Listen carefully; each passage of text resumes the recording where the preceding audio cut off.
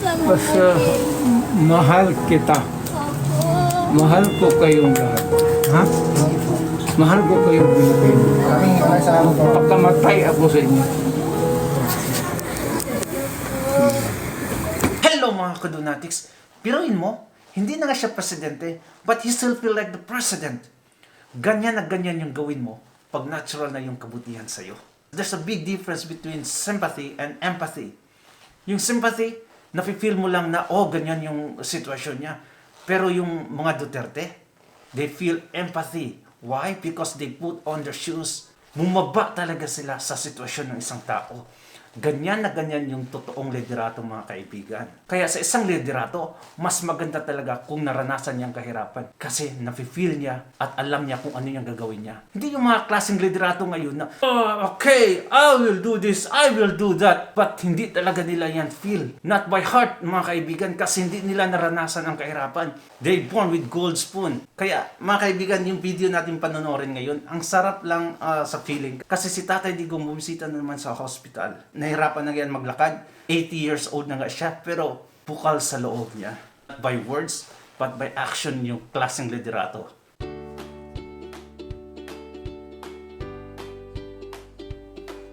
Okay, arrival niya sa hospital.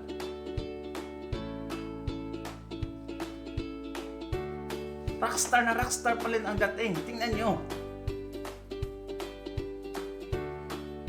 Look at that. Diba? Mas sikat pa siya sa presidente ngayon.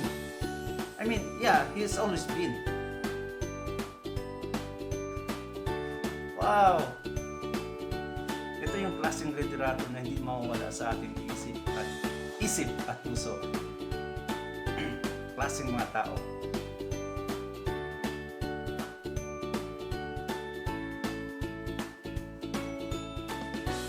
Wow, grabe, no?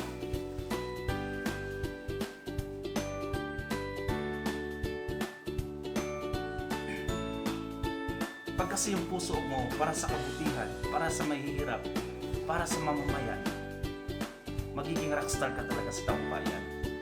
Look at Marcoleta, di ba? Yung sa Hong Kong ata, yeah, pumunta siya, naging rockstar din siya kasi yung heart niya para sa kabutihan. Ayan yung klase ng mga tao na dapat natin suportaan.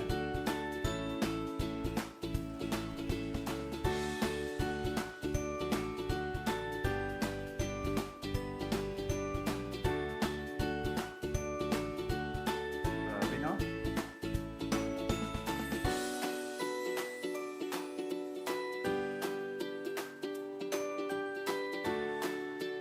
See? Tao pa rin, no? Grabe. Iba talaga yung isa.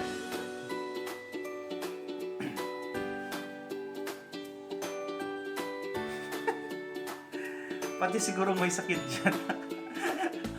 Naki-selfie na yung mga pasyente. Okay. Mag-contact na kayo, sir, sa kanina. May ano naman din. I-deliver na namin doon para hindi na kayo magkabala. Ha? Ano ko, ilunggo ka? Subano ka? Ito din. Di ka sa Visayas?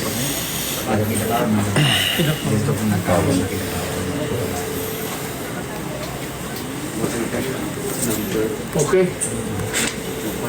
Kasi ayaw kaguol. Ayaw sige. May ganyan ka, pirang uban po ng ulo. Dito ako pwesto. Dito. Kaya. Iban mo. Thank you po. Maraming salamat po. Kaya ka na, nakita.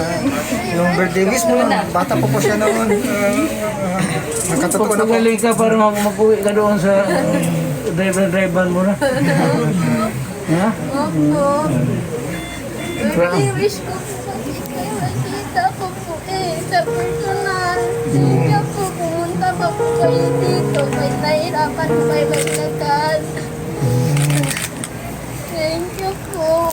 Thank you din po sa Basta mahal kita. Mahal ko kayong lahat. Ha? Mahal ko kayong Pilipino. Maraming salamat po. Pagkamatay ako sa inyo. Sir, maraming salamat po sa bisita po niyo sa akin. Pa-picture sila daw, sir, sa'yo, sir. Okay.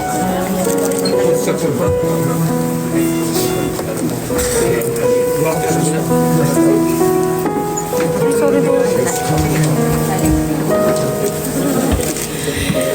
Wait now. You ready? Smile. Давай, next, пожалуйста. Hindi po, aside sa ating dating Pangulo, nagpapasalamat din po ako sa mga staff po ng CCI, sa mga doctors, nurses. Kami po ikuan, taos pusong pasalamat po talaga. Hindi ko po ma-explain po. First time lang po itong talaga at sana hindi nang ulit po na inaunlakayin po niyo ang aming panyaya po. Salamat po.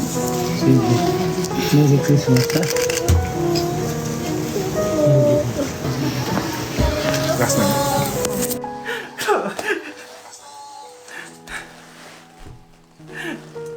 Sorry. Hindi ko mapigilang umiyak. Ito kasi yung pinaglalaban namin.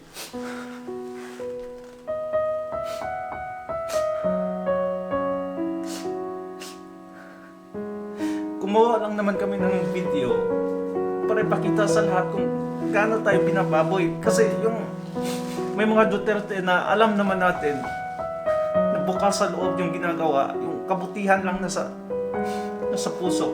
Pero anong ginagawa nila? Sinisiraan. Kaya wala tayong boses eh.